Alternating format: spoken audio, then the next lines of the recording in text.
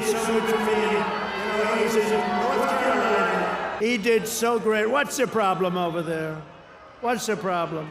Is that a radical left lunatic?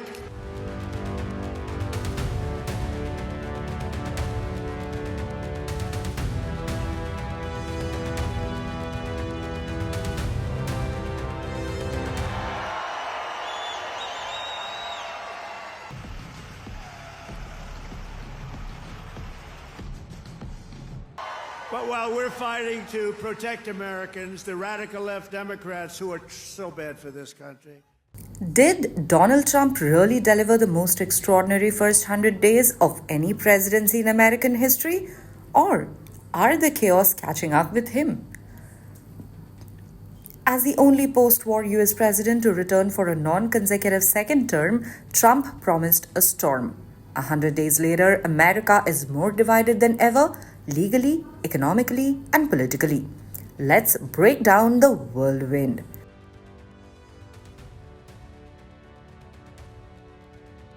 Trump's approval is more divided than any other president in modern times. According to Gallup, 9 in 10 Republicans support him, but only 4% of the Democrats do. That makes Trump's second term the most polarizing in US history, at least at the 100-day mark. Compare that to presidents like John F. Kennedy, who had 83% approval, or Ronald Reagan at 67%. Even Biden and Clinton were both above 50%.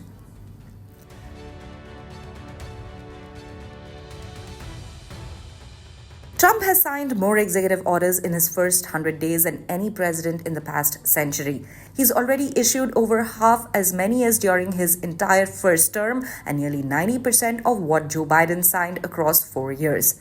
Many of these are legally binding and aimed at dismantling Biden's legacy.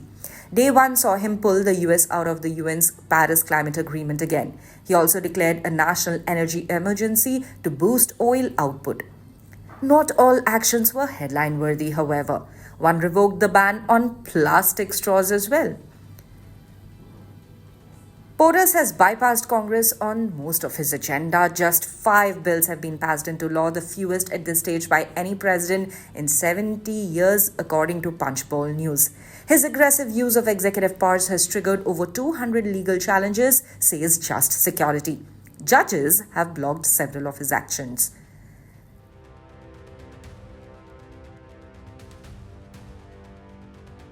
POTUS promised jobs and lower prices. Wall Street was optimistic. At first, after his 2024 win, the S&P 500 spiked, but that changed fast. When he introduced sweeping global trade tariffs on the 2nd of April, markets dropped sharply. A partial rollback a week later brought a minor recovery, but uncertainty remains. The University of Michigan's Consumer Sentiment Index shows 4 straight months of decline, ending in April with the second lowest score in history. The worst was in June 2022 under Biden. Americans are worried about inflation, incomes, and a potential recession. Trump hasn't ruled that out, but says his policies will pay off in the long run.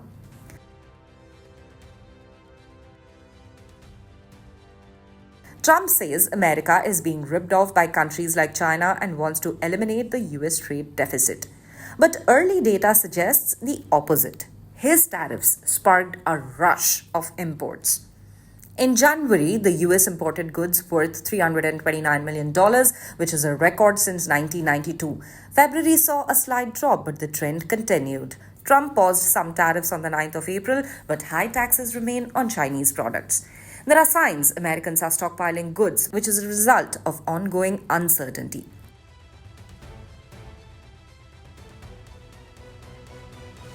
Trump campaigned on mass deportations and ending birthright citizenship. So far, deportations haven't met expectations. Courts have blocked attempts to strip birthright citizenship for some children. But one area Trump has touted success is the US-Mexico border. Last month, just over 7,000 migrants were arrested. That's a massive drop from more than 137,000 in March 2024 under Biden.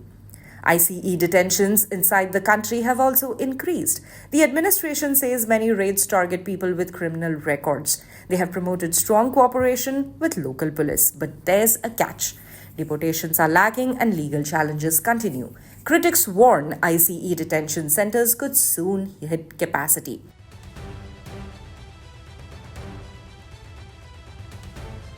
From tariffs to the border, grocery prices to courtrooms, Trump's next 100 days will define how far he can go. He's acting fast, but the legal, economic, and political blowback is piling up. Will America see change or just chaos? That's the Trump 2.0 question.